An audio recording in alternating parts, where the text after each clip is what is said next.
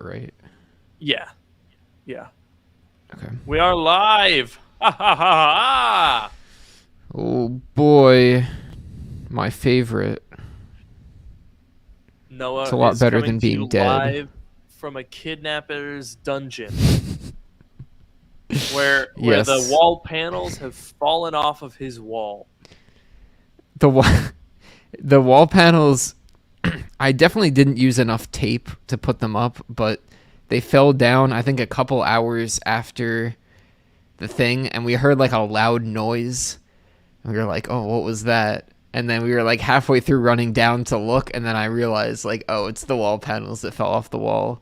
And I thought Oh like maybe no. one or two of them fell off, but all six of them fell off the wall. So, That's actually pretty funny because I had my wall panels. You can't see them here. Let me widen the shot a little bit. You can see them over there. I think they look great. That light specifically, I think, is a good look. Also, I like how I turned my head and it like racked focus. Turns out I'm using cinematic mode ooh, on the Sony A7S III, apparently. very nice. But when I was actually in California visiting you, I got back like most of them had fallen off because I Yep. tried to be extremely minimal with the tape, given our previous history of wall ruination. um, I think I'm just gonna have to accept that this wall's gonna suffer some damage. It's gonna suffer Yeah, some damage.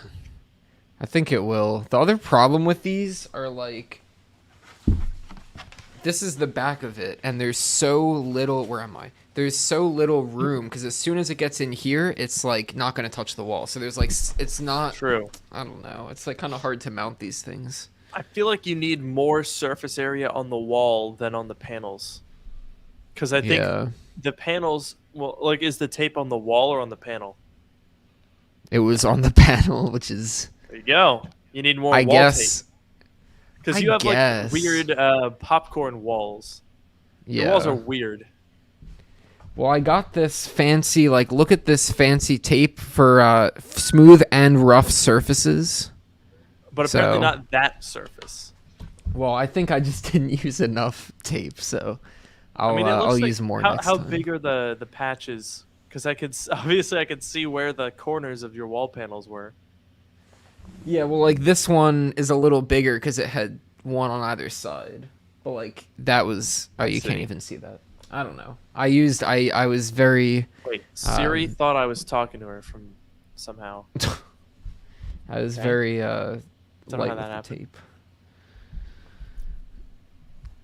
Yeah, people who have just joined in here, we're talking about walls. Welcome to Dark Mode, the top 10 wall focused podcasts that you could listen to. I mean, I would challenge you to find a different one. Okay, someone's definitely gonna find like a really good wall based podcast and put us all to shame.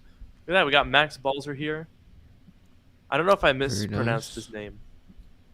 Definitely check out definitely check out Max's channel if you get the chance. He does some amazing stuff. Good to have you here, Max. To answer the Great Wall Show, look at that. There we go. Someone asked, not that okay. Streamyard is good except for that every time I go to click on a comment, the comment section moves and I click on something else. Did I Yep. get the AirPods Max fixed? I didn't get them fixed, but they have fixed, at least temporarily. Damn. Okay, Noah, you're gonna have to do something about this here.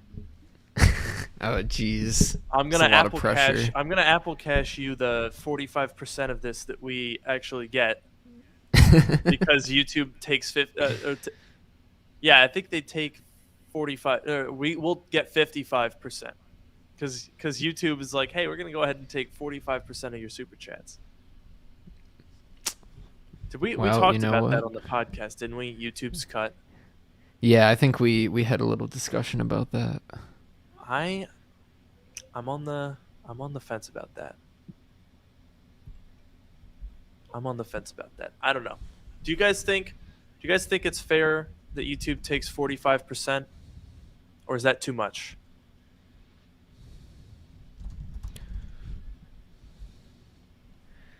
And to answer your question, William, yep, that's exactly correct. In fact, it might even be a little less than that because I swear I go into my revenue tab and I look at the revenue from super chats, and it seems lower than I recall it being. I don't know. It's very weird. Like, okay, here, how about this? Noah, how many times we did 2 podcasts or 3 in September?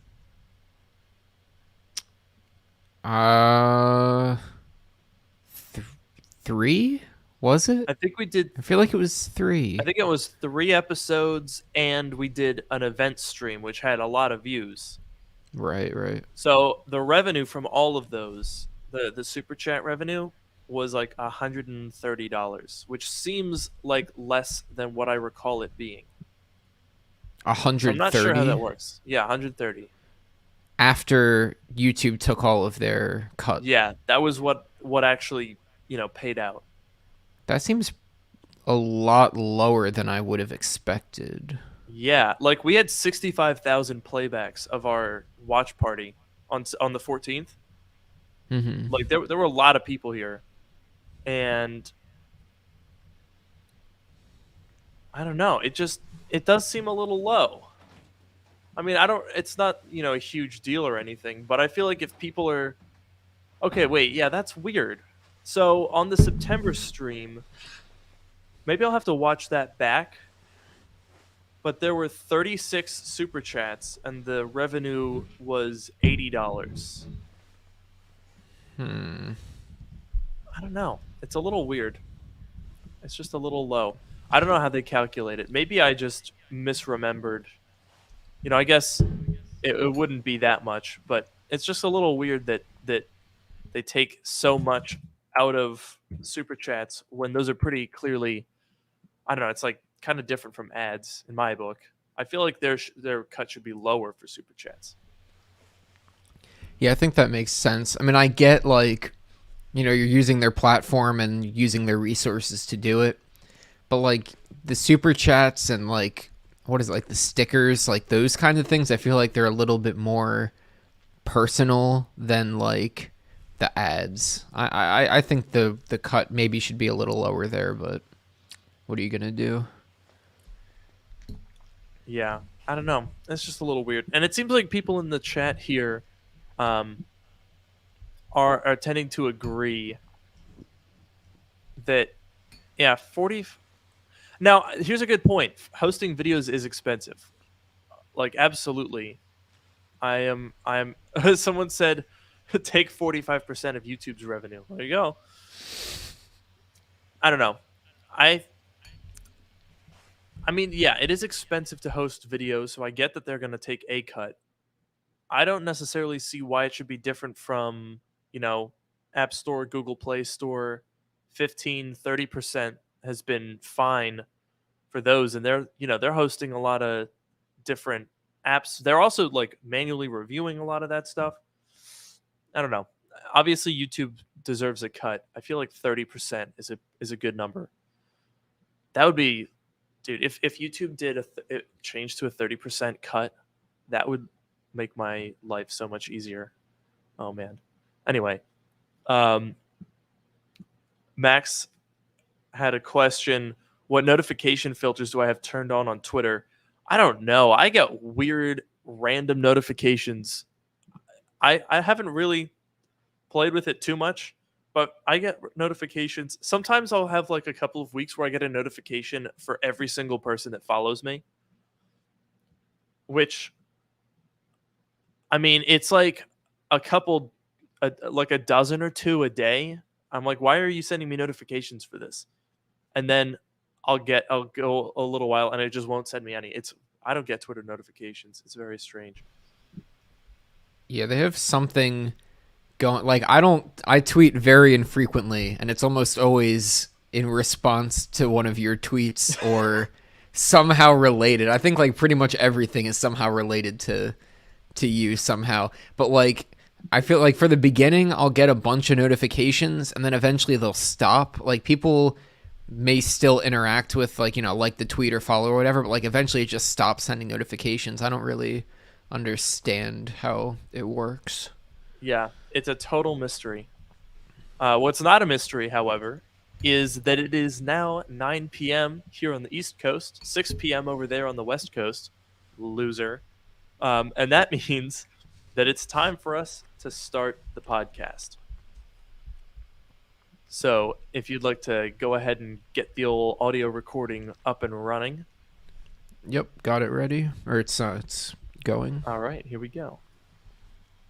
Welcome to Dark Mode, the podcast that brings you sage advice from two technology experts. And that's not just what we call ourselves, it's what our moms tell people when the MacBook is air. I'm your host, Luke Miani. And I'm your host, Noah Rubin. On this show, we take questions from listeners, attempt to answer them to varying degrees of success, and maybe even have a laugh or two along the way. Now, we are coming to you guys live at 9 p.m. on the East Coast, 6 p.m. on the West Coast, or 11 o'clock in Greenland. So to all of us Greenlandians out here, I salute you. If you're looking for tech advice in Greenland, then I guess you're in the right place because we care about you in a unique way that no one else on this platform seems to. You know, I mean, how long? What was the last time that someone targeted a podcast to Greenland? I ask can't you think this. of one. I can't think of one. And I mean, it's probably my favorite 836,300 square mile country that I could think of. And I Yeah, do think you have all that of one at 56 the top of your head? I think all 56,367 of its population are just itching to get some targeted podcasting here. Don't you think? I think so. I'm very impressed that you had those numbers just ready Oh to go yeah, there. I mean, this is a podcast specifically tailored towards Greenlandians, and I have to be on top of it. I got my Greenland facts just totally memorized. Is that actually? Are they actually called Greenlandians? I There's no don't way. know. There's no way. Okay, wait. We have to find this out. What are people from Greenland called? Oh, Greenlandic people? Greenlanders. Really? I feel like Greenlandians is better. I'm not gonna lie. It does sound cooler. A little bit of like a what am I trying to say? Like a fantasy kind of sound there. Right? Exactly. It's the world's largest island, you know? Well, there you go. If you were in search of a large island, that's where you would go. Someone said my audio might be a little low. I'll turn that up a touch here. So we have a bit of sad news tonight, I'm afraid, and that is last week we spent a good bit of time talking about the iPad Mini, its pros, its cons, and regrettably Noah has let us down, frankly. We have said goodbye to one of our good friends yesterday. Mm-hmm. I did return my iPad Mini. Indeed. How could you This do is this? so sad. This is so sad. How could you do that? This is not huge. This is terrible news. I'm extremely disappointed in you, Noah, I have to say. My iPad Mini may not be the most good product. Uh-huh. I might not exactly know what to do with it, how to use it most effectively, or why it exists. Is there a butt coming here? Yeah, the butt. It's so cute. Okay. Yeah, I mean, how can you? It's like a misbehaving pet. You know, you don't quite get it. It's like one of those small dogs that's always yipping and yapping and like making a ruckus, and you're like, man, would you please shut up? But also, look at you, it's so cute. That's what I think when I see the iPad Mini. It's like, oh, it peed the bed. Oh, but look at its face. Oh, it's so cute. That is an interesting way to look at it. And in that scenario, I probably would have made the same decision if it were a dog. I probably would have made the Well, you would same have decision. returned it. Yeah. Ugh. Noah and I have had. We don't need to get into this drama, but Noah doesn't like animals. Am I Ugh. misphrasing this? Am I gonna end up like getting you canceled for saying that you don't like animals? I feel I like everyone is definitely united. I definitely think I will get canceled, Mm. but I'm not a fan of animals in general. So Mm. please don't be offended by that. But Oh, you see, you know, I don't condone bullying, uh but huh. if you wanted to send Noah some hate mail, Uh I'll put his huh. address in the comment. No, I'm kidding. Oh, okay. But I will say though, your dislike of animals is completely indefensible. I have no words to say uh, to support your decision. I think you're wrong, and I think you're stupid. All right. You know what? You're entitled to that opinion. Ooh, Ethan's got a good idea here. We'll send you a dog, and then we'll see what you have to say about Oh. that. Just you wait. Watch someday. Once you end up being like a huge dog guy, it's gonna happen. You know, it very well could. I can't imagine it happening, but I'm not going to say it's impossible.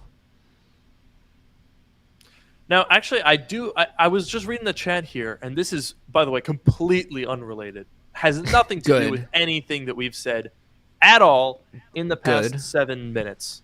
Not one single thing is in common. Okay. Here in our comments section, someone has queried, anyone else have an issue with their MacBook Air grabbing up all the RAM within an hour or so of starting it up? Safari seems to be the worst abuser. Now this is quite interesting because I have noticed a somewhat similar thing. So I have Clean My Mac X 10, I don't know, installed on my M1 MacBook Pro. Their channel sponsor. I use the software, and I get pretty frequent notices like, "Hey, all your RAM gone. It's gone. There's none left." And I'm like, it's weird because, like, obviously, when your RAM fills up, you you start to notice it a little bit. Now, I don't notice that on my iMac because I have 128 gigabytes of RAM, and it takes quite a bit of time for that to fill up. But with 8 gigs, you definitely can notice it. However, I have not had any issue with performance. Like literally, it will be at completely full. 8 out of 8 gigabytes of RAM are taken, and I don't notice any issue.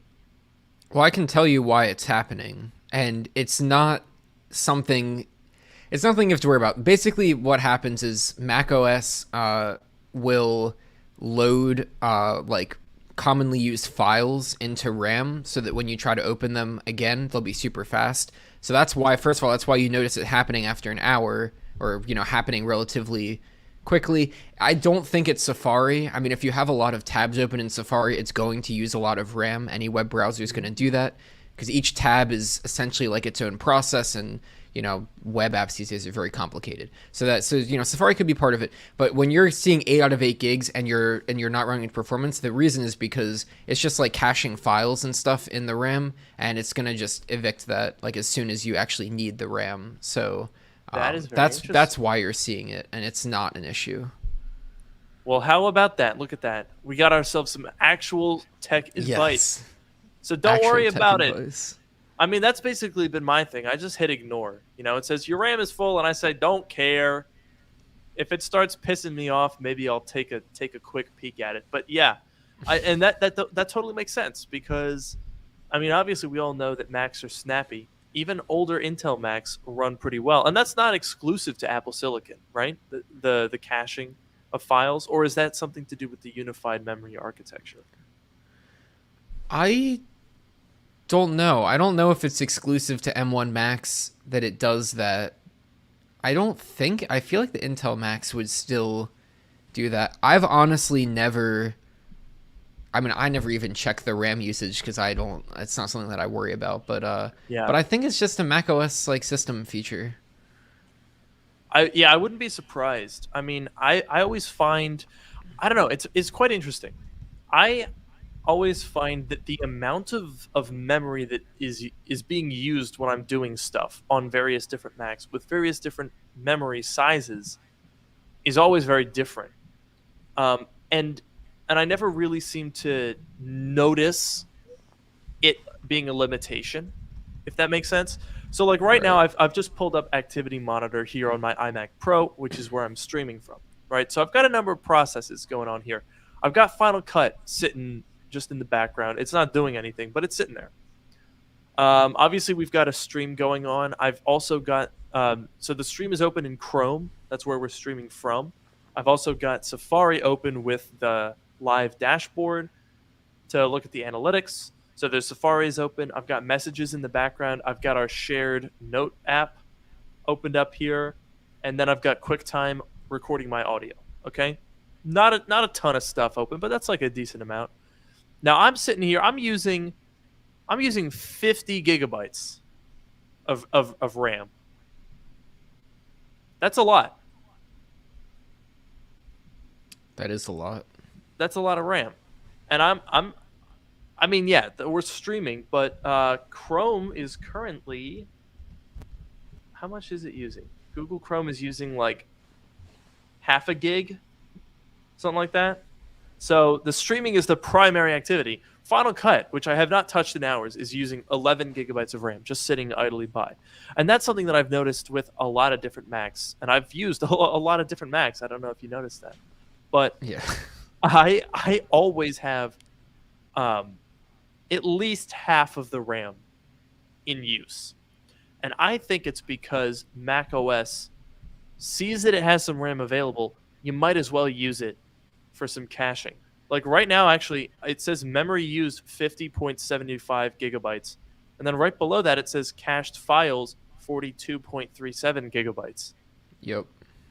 So that's, I mean, that's probably a lot of, I don't know if that's in addition. I don't know if it's like 92 gigabytes combined or if 42 out of the 50 is cached files. I'm not sure, actually. That's a good question. I think because you see to the right of that, it says like application memory, physical memory, whatever. Like that's a Yeah. breakdown. So I feel like they are set. I'm pretty sure they're separate things. Because it says out of the memory used, wired memory is 6 gigs, app memory is 44. So yeah, I guess it is using 92 gigabytes of RAM right now. But half of that is just caching files.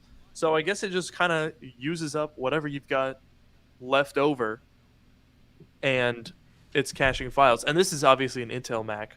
So that's probably a pretty big reason why even old Macs end up feeling fairly snappy with an SSD is once you combine 500 megabytes per second read write with a little bit of caching, and there you go. Now, someone has pointed out that Safari uses more RAM than AAA games, but as Noah was saying, it's it's not quite the same as Chrome, in my understanding, because caching stuff is a little different than tying up your RAM.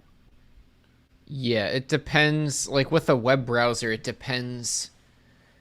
Like if you have a bunch of tabs open, like each tab is, a separate process. It's got its own stuff going on, its own, JavaScript code that's running.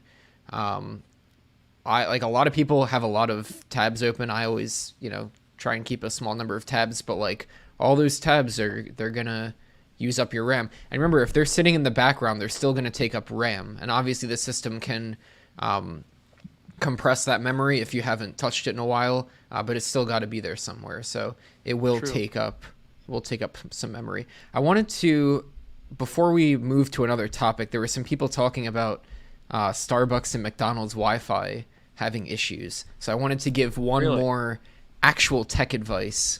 Whoa!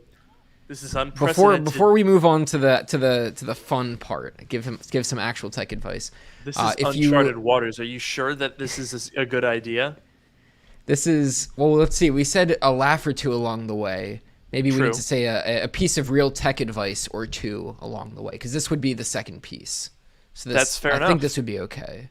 Okay, I think we'll this would be allow it. okay. Continue. Yes. So the one thing I'll say for that, so when you connect to those networks and you get that, you get the pop up that you have to like agree to continue. Sometimes you have to put in your email address. All those like public networks, and you get those pop ups, right? So Yeah.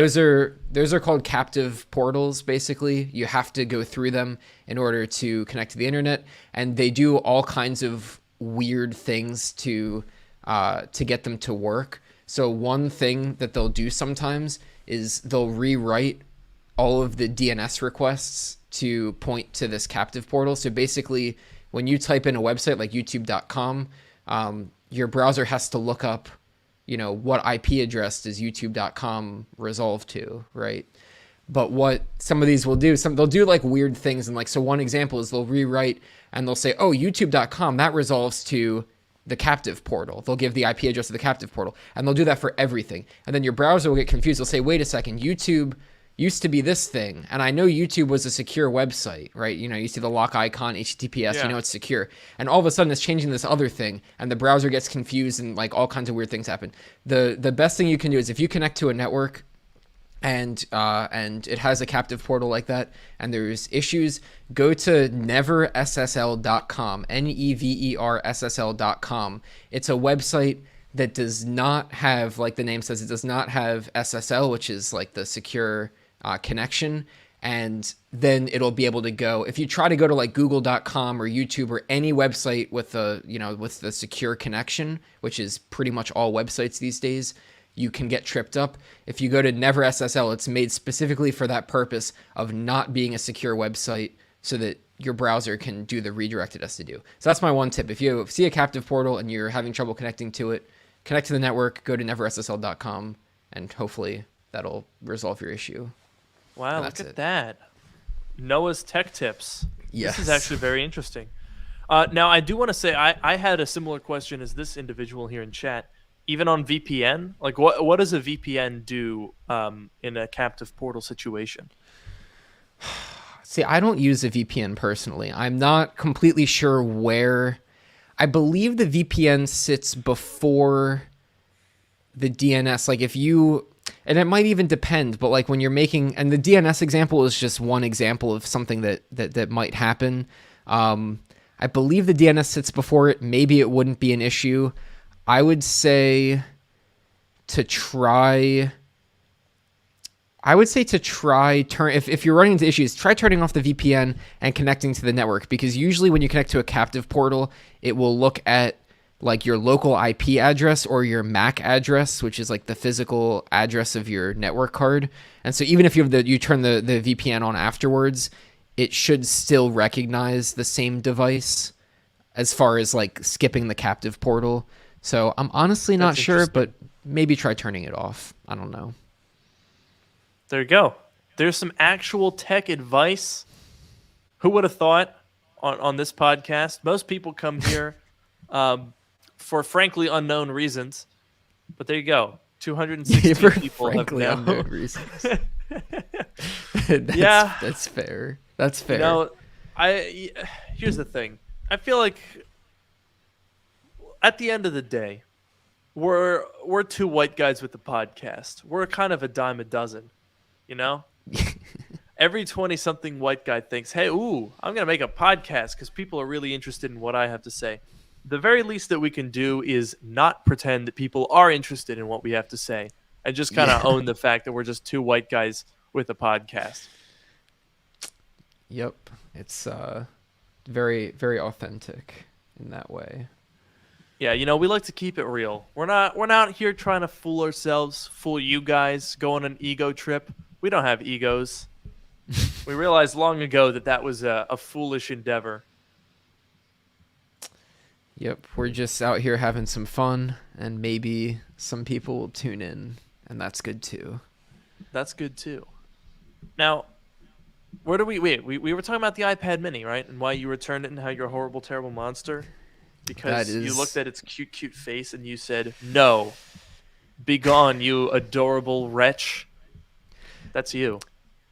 Okay, I want to just say about its cute, cute face, I think the bezel one of the many reasons, and I'd be happy to talk about all the reasons, and I did a little bit last week, but the bezel's like the same size as the iPad Air and the iPad Pro, but with the smaller screen, it looks a lot bigger. So I don't know if I would call it a cute face. I know I'm being a little controversial here, but I just someone had to say Wow. it. Someone had to say it. My goodness me. Now, I have to say I do agree with you. They kept the bezels the same size as on the Air, but then they shrunk the rest of it. So I'm like, nah, you can't do that. Like, okay, the thing is, I would understand their argument for bezels, right? Obviously, on an iPhone, I want as little bezel as possible. On an Right. iPad, especially an iPad Mini that frankly is best used without accessory, right? Handheld, no case, no keyboard, light, Hmm. tiny, freaking beautiful.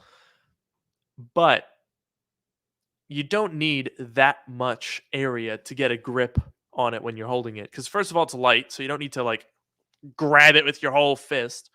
And second of all, the side bezels are thicker than they were on the previous iPad Mini. Did you know that? Yeah, because they used to be the top and Pretty bottom thin. were a lot were the top and bottom were pretty thick, and the side ones were really thin, and now they're all like the same. Yeah, It's interesting.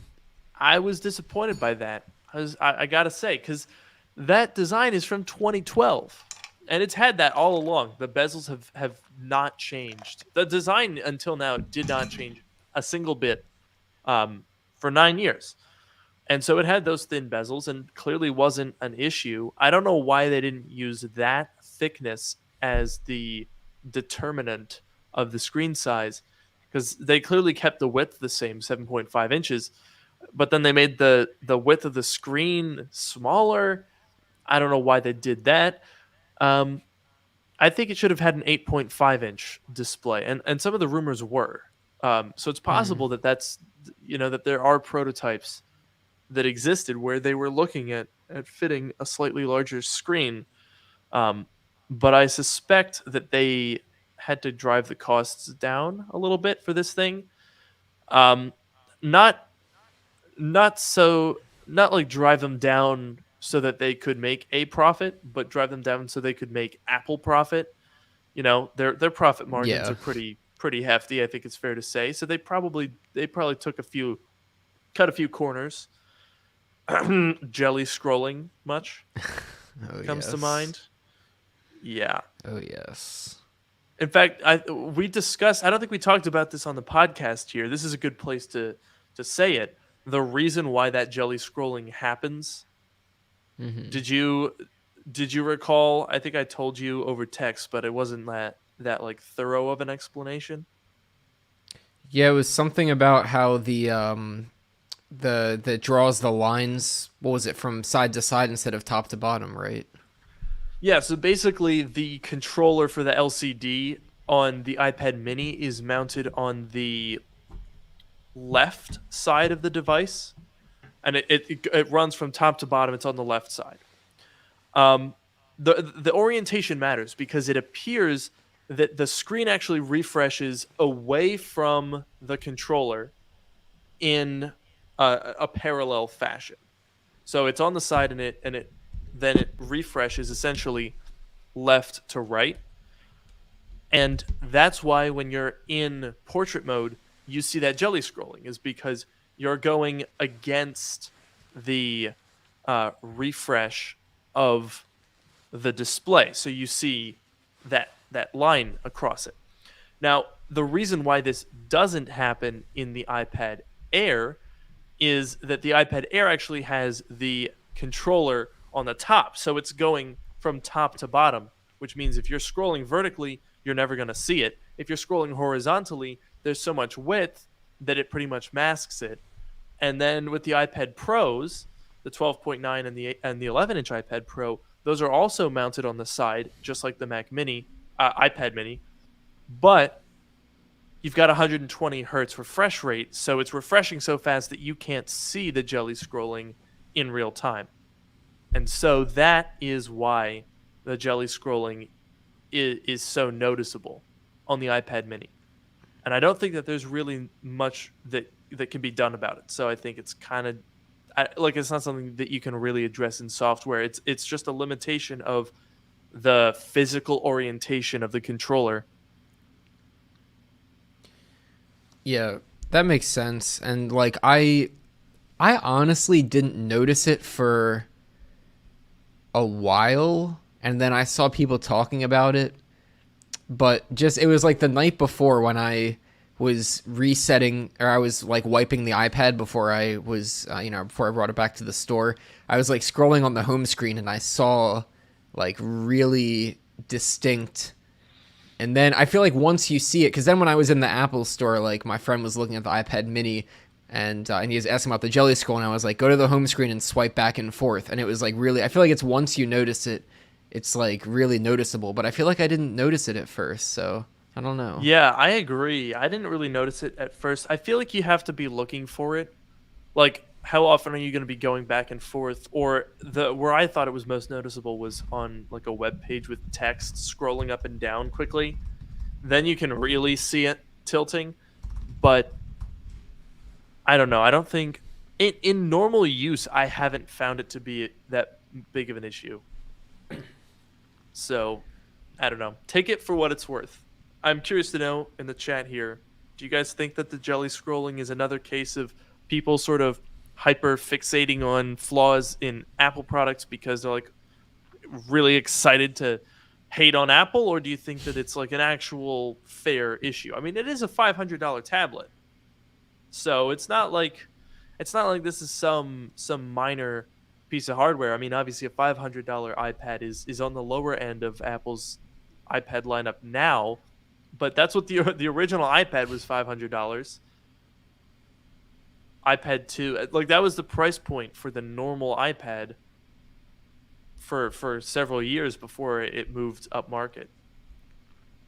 Yeah, I mean, I personally don't think it's that big of an issue. It's certainly not like there's not one reason why I returned the iPad mini. It doesn't really make that much of a difference. I just think the biggest thing was that it was the same time that ProMotion came to the iPhones, and so it's like I honestly just think it was a poor timing thing where it's like the iPhone, like the iPad Pro already had ProMotion. I have an iPad Pro, so I'm used to it on the iPad. Then the iPhone just got it, and it's like for me, it's really noticeable. And I wanna. Did you see that video of the guy that showed the iPhone 13 Pro to like his non-tech friends, and they like did not notice ProMotion? Did you see that I don't video? think I saw that video in particular, but I have heard some people saying that they don't notice it, which frankly, I'm with you. I don't get it. That's like the first thing that I notice every time I like unlock the phone. Yeah. Obviously, you're not going to see this on camera, but just being able to go like that and then just or here. Just that animation is so smooth. Just swiping up to the home screen and then the apps all fly in. It looks so buttery. I don't know how people are unable to notice it. Every animation that I do on this phone, I'm always like, oh, I love it. I'm dreading the day that I'm just so used to it. Like I'm starting to get more used to it, but like eventually I'm gonna be so used to it that I'm not even gonna care as much anymore. But I'm not there yet. But I don't know. I just feel Problem is like you can't go back. Like yeah, once once it you're used becomes to it. normal, then any Apple product, like I don't know, I'm kind of worried about the Mac now. Hmm. Oh man. What if okay, so clearly Apple has been dragging their feet on ProMotion. The first iPad with ProMotion I have, and it came out in March of 2017. The 10.2-inch iPad Pro. So like that's pretty old. That's almost 5 years now since ProMotion has existed.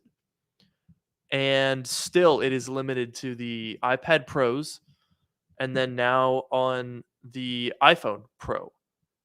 Could I please get it on a MacBook Pro? Would that not be so awesome? I would love to see what that looks like. I feel like it would look. I don't. Amazing. It's like it's the kind of thing where like I don't even. I'm like obviously if the iPad and the iPhone is reference, but like just seeing Mac OS. Here's a question: if you do Sidecar on an iPad Pro, will it be 120 hertz? Oh, I don't know. I have not done that in a while. Yeah, me neither. Speaking of Sidecar, actually, when are we going to get universal control? Where the heck is that? That is a good question. I have no use for it, but I know you certainly Wait, why do. would you not have a use for it? You have an iPad Pro and a Mac. I guess I've never used Sidecar though. That's true. I haven't used Sidecar either. I do have two iMacs side by side, and that would be really nice. Yeah. That I would absolutely use that. Like I usually lag behind on my software updates for my editing machine, but I would immediately upgrade to Monterey if it would enable that on both of these because that would be so freaking awesome. I want to make like a whole video on that feature when if it ever actually comes out. But things that we do know are coming out are these MacBook Pros. Now, Noah, I Yes. uploaded a video but a day ago uh, discussing some new information. I would call it a leak, but it's 100% true. 100% Oh, true. 100%. I did not see this video, so I don't know this information.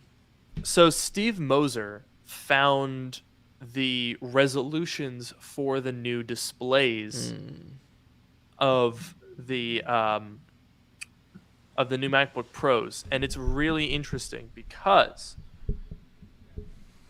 well, let me pull up here a pixel per inch calculator because there's some stuff, and I talked about this in my video, but I'd be interested to get your take on it, Noah. And so basically, the 16-inch MacBook Pro was 3456 by 2234. Damn, I remembered that off the top of my head. That's what happens when you do a video. So there's two interesting observations about that. Observation number one: the Retina, like the MacBook Retina golden ratio, has been about 226 pixels per inch, give or take a little bit. So that's where Retina has been since 2012 on the MacBook Pro, 2880 by 1800, and then when we got the 16-inch, it basically scaled proportionately, and we ended up with again 226 PPI. But with this 3456 by 2234, it's 257 PPI. That's a difference that you'd be able to notice. But curiously, the big thing is the aspect ratio because every MacBook Pro in its entire history, every single one dating back to 2006 has been 16 by 10. This is 14 by 9, which is even taller. And I think Interesting. that tells us some interesting things. Number 1, the bezels. I think this is proof that we will finally have uniform bezels on a MacBook, and that those bezels will be fairly slim, given that we're having that's a significant increase in pixels. 3072 by 1920 all the way to 3456 by 2234. That's a pretty big jump. That's really interesting. That is definitely a big jump. That is really interesting. There's definitely more room, or let me say, there's more bezel on the top and bottom than on the sides. So it would make sense for it to get taller, and I would make sense for it to get taller because they have more bezel there to give up. And that would make sense for being smaller bezels, which would obviously be greatly appreciated. Yeah, and I mean, I think so. So one of the things that I talked about all the way back in like May, when I made when I worked with Ian Zelbo, and we made this like whole like top down. Here's everything we know about the MacBook Pro, and it it was weird because so one of the things that we proposed in that video was that Apple would essentially get rid of the MacBook Pro text. So they that was gone on the original Retina 2012 to 2016 generation. And then in 2016, we got the new one and they brought back, and there's like the little matte glass strip on the bottom, and it says MacBook Pro or MacBook Air or MacBook if you had one of those. And then there's another glass bezel and then the screen. Hmm. I think it would be really, really clean if they got rid of that little strip at the bottom there, which by the way, I think is also a cover for some like embedded antennas. So Hmm. they'd have to shift that around a little bit. But if it was all even bezel all the way around, taller aspect ratio, basically stretch that screen vertically a little bit. Oh man, that would look so good. That would look so good. I think it would be really cool to see.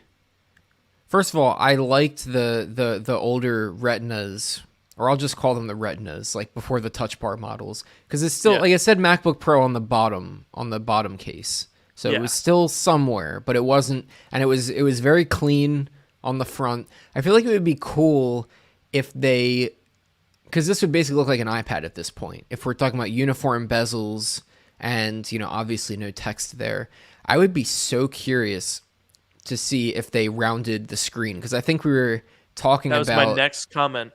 Monterey, how like it's like more rounded, or it looks whatever we were talking about. But like I would be so Mhm. curious to see if they do that. I kind of hope they do. I feel like some people would have some backlash about that, but I think it'd be pretty cool.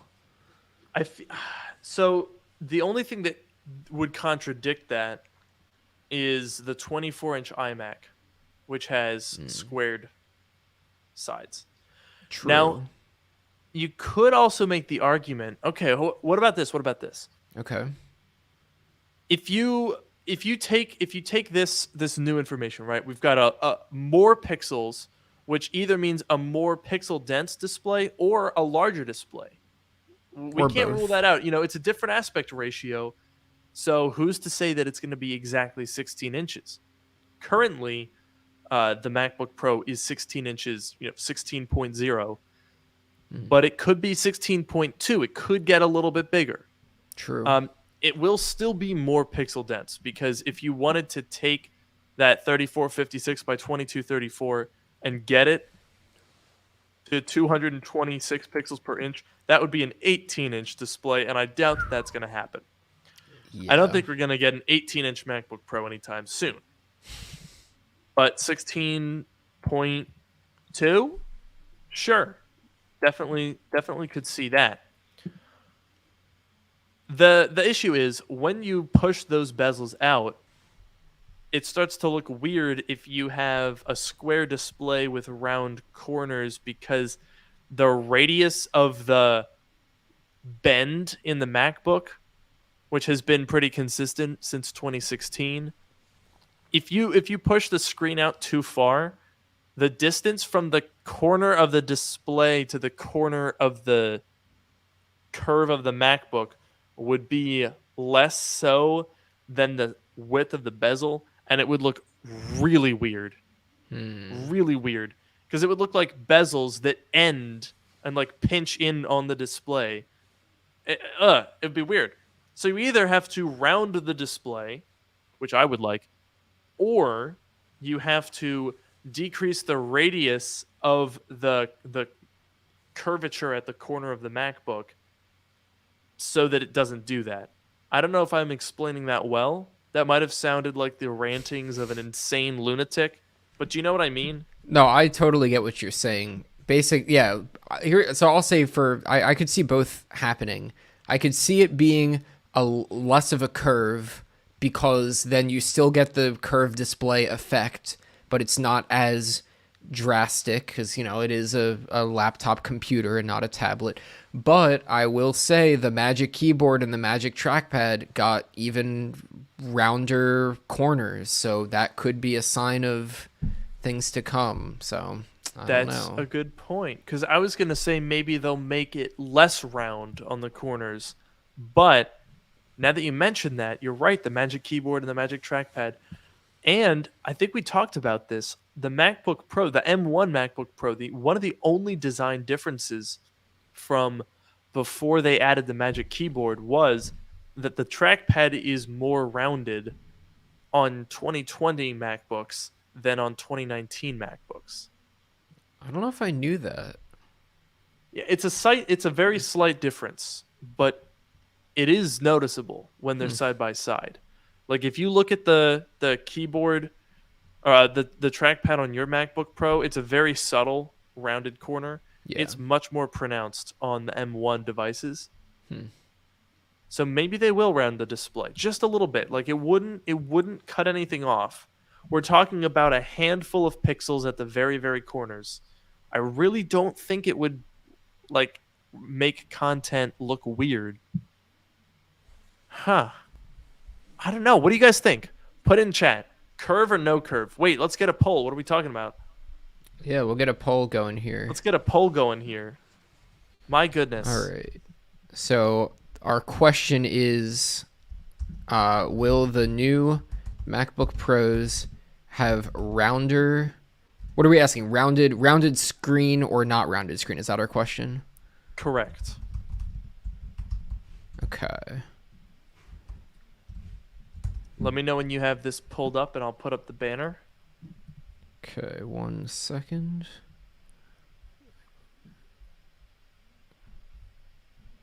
All right, let's see. Should be live. Okay, here you go, folks. If you're watching along with us live here, go to app.darkmodepodcast.com and you can go ahead and fill in the poll. I'm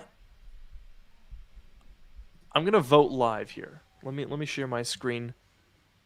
And I'm gonna make up my decision here because I'm so on the fence. I really have no idea. I'm leaning towards yes. Oh wait, but no. Okay, maybe the fact that it's more rounded, it's more iPad-esque with this taller aspect ratio. Maybe that means they'll do it. I'm gonna vote for yes, just to YOLO it. Wow, looks like most people are agreeing so far. We got 2/3, 14 votes saying yes, rounded screen. 1/3, 7 votes saying no. Interesting. I'm very curious to see. And I mean, it seems like we might not have to wait that long. Because I don't know if you were privy to this, Noah, but we could be getting invites as soon as the day after tomorrow, Tuesday. Really? Yeah, That's exciting. I'm skeptical. I'm skeptical about Tuesday. I think that's pretty soon. Like, here's the thing, folks. Let me pull up the old calendario here. That means calendar, by the way. It does. So, let's go through the timeline. September 7th were the event invites last month. Then the week after that, September 14th, was our event day. And then a week and a half after that, on September 24th, is when these things actually came out. So it's been a week and 2 days since iPhone launch and the iPads as well. It seems a little bit soon to have like less than 2 weeks after that to be sending out event invites again. Don't you think? If I had to guess, and if it's going to be an October event, I would think it would be later. It would be like mid to late, probably late October. If I had to guess, that's just pure speculation. That's been my guess. I sort of had been guessing the 26th, which would be the last October event. And well, October 26th would be the last week in October, but the previous October event actually was the second Tuesday. It was the 13th last year. However, oh, wait a minute. No, that's definitely possible then. because Apple did 3 events last year, and they were all the second Tuesday. They were pretty much a month apart. So I guess it's not that crazy. It just seems a little weird this year. I don't know. Does anyone think that it's a little bit weird to have event invites come out potentially as soon as Tuesday? I don't know. I would honestly be surprised, but also last year with like the 3 events in 3 months was definitely different. So I feel like it's kind of hard to use past, like with these virtual events and like with what happened last year. I feel like it's kind of hard to use like historical precedent. So I don't True. know. True. I mean, historically, before 2020, October events in 2018 and 2016 were the last Tuesday of October. But that's also, as you pointed out correctly, because people were actually coming in person. And so if you're going to invite media to an event and then a week later they show up and then a week and a half later they're reviewing stuff and then a week after that you're saying, "Hey, come Yeah. back to California." Like that's weird. But I guess if it's virtual, media doesn't have to go anywhere, no hotels, no flights. Maybe you don't have to space them out.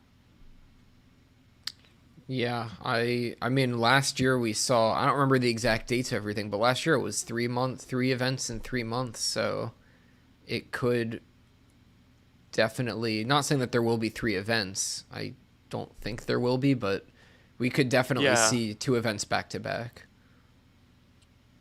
I think if we don't see them on if we don't get event invites this Tuesday, I think it's pretty likely we'd get them next Tuesday.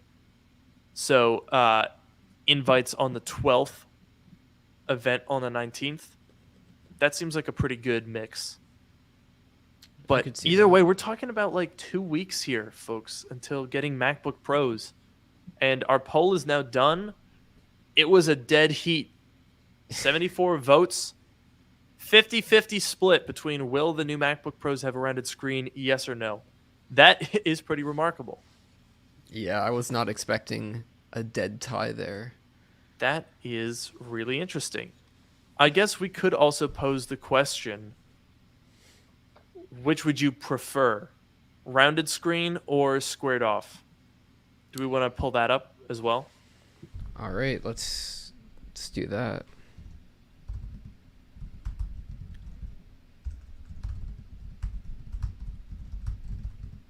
Because I don't know. I think, and I guess I'll vote again on that once that poll is up here. I think I would. I think I would like it. I think it would bring a little bit of uniformity. Get some of the same design elements going from the iPhone to the iPad to the MacBook.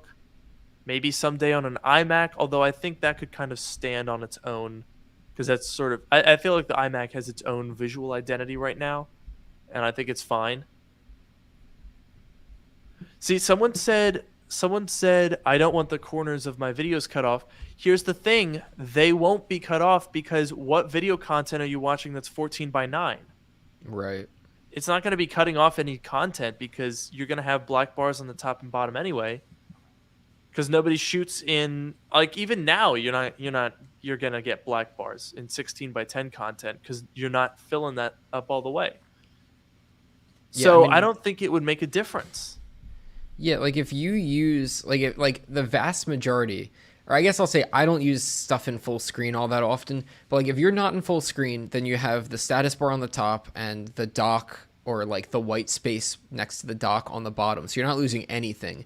And if you're going in Yeah. full screen, if you're watching a video, you're gonna have black bars. So you're not gonna lose anything. Like that's just, you're gonna have black bars unless you zoom in, which you're not gonna want to do.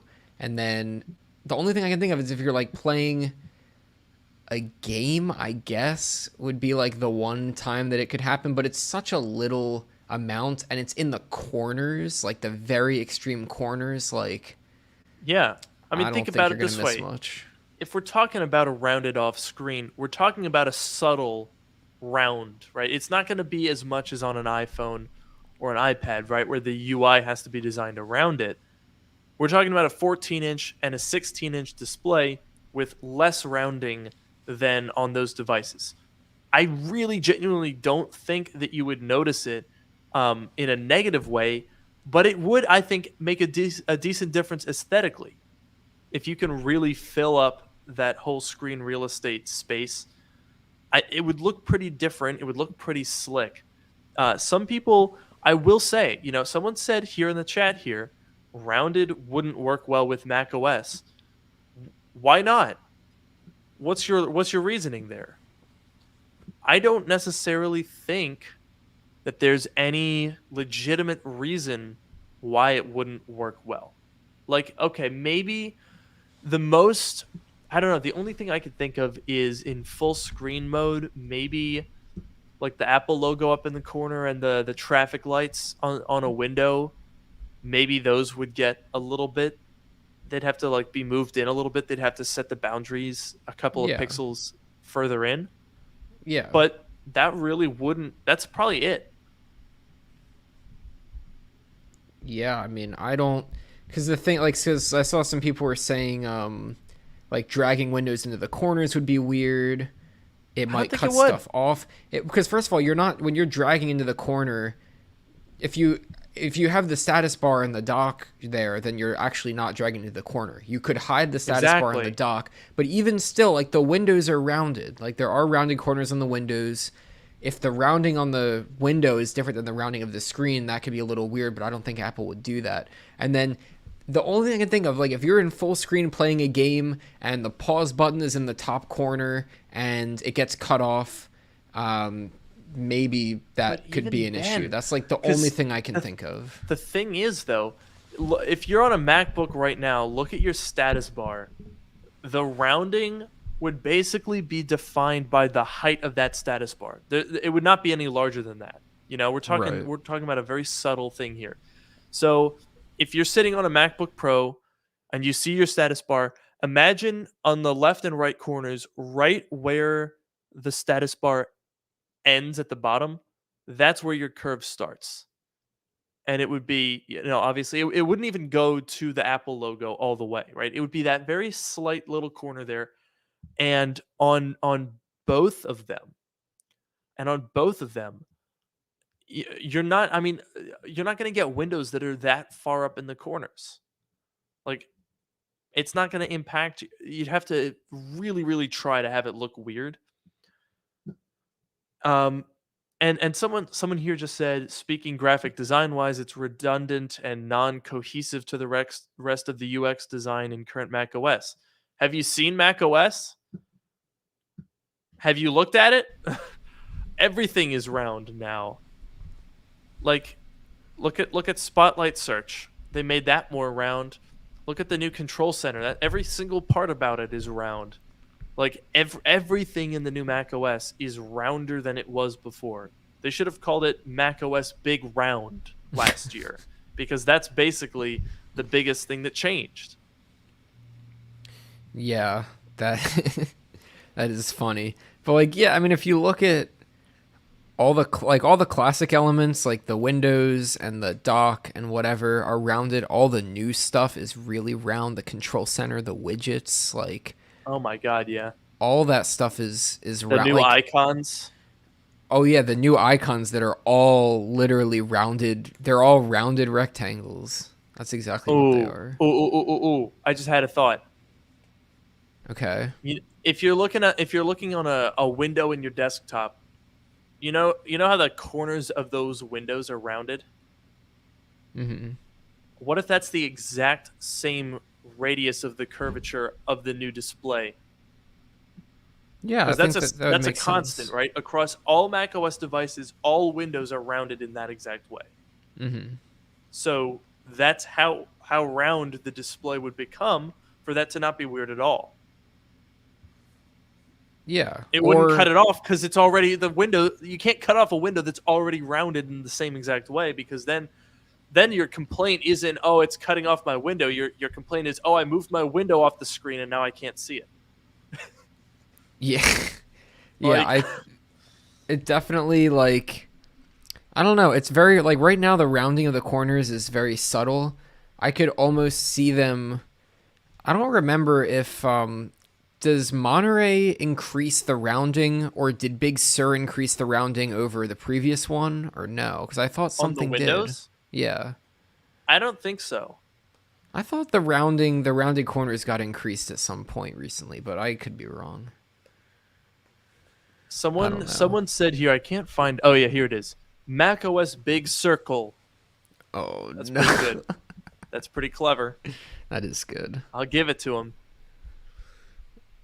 But yeah, That is so good. I guess our hypothesis is uh, rounded corners are good.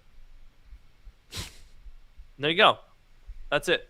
That's And it. it looks like our poll agrees with us because rounded won by one vote. By one vote.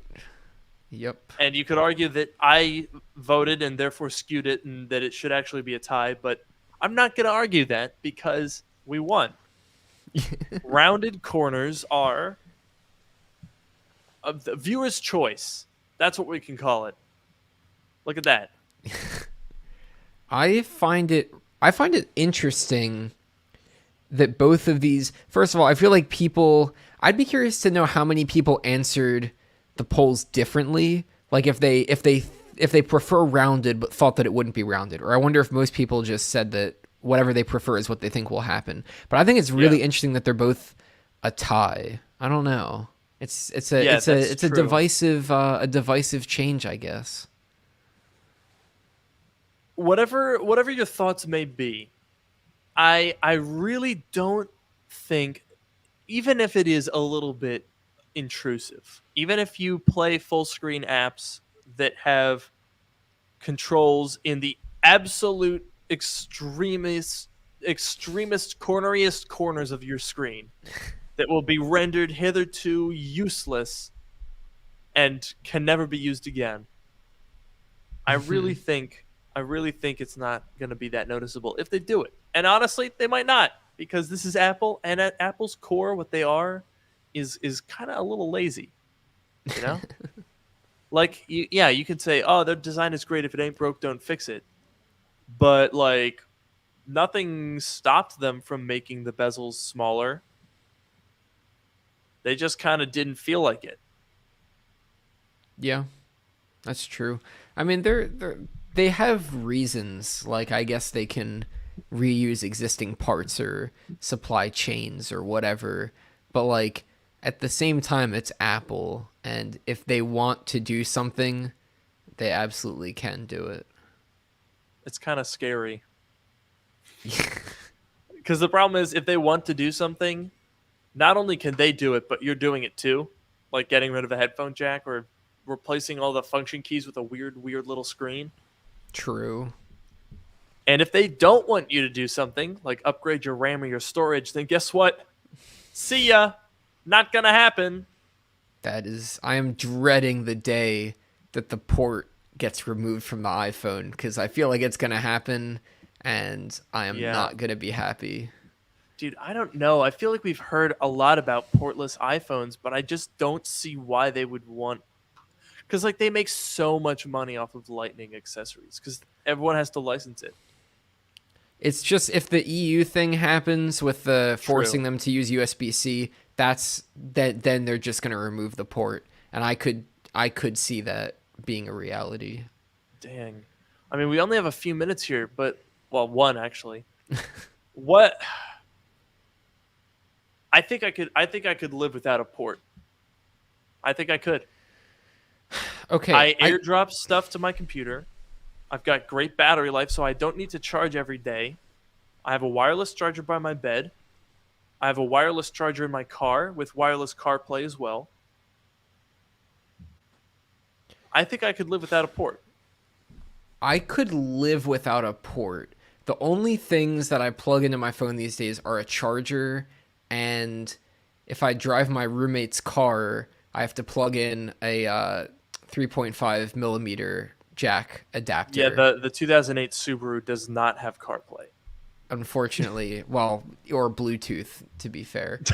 Yeah, Uh, that's a bit Bit more foundational, yeah. Yes, but okay, honestly, I could live without it, but like I just hate wireless charging. It's just not like the MagSafe charger is just like the dumbest thing to me. I It's agree. a cabled charger, except it's attached magnetically and it's way less efficient and generates more heat and whatever. I know we've had this discussion before, but like I just like my I plug my cable in. I got my nice angled cable, so if I'm lying down in bed, I can like hold my phone here, and the cable's not going to get bent up, and I'm happy with that. And I don't want MagSafe.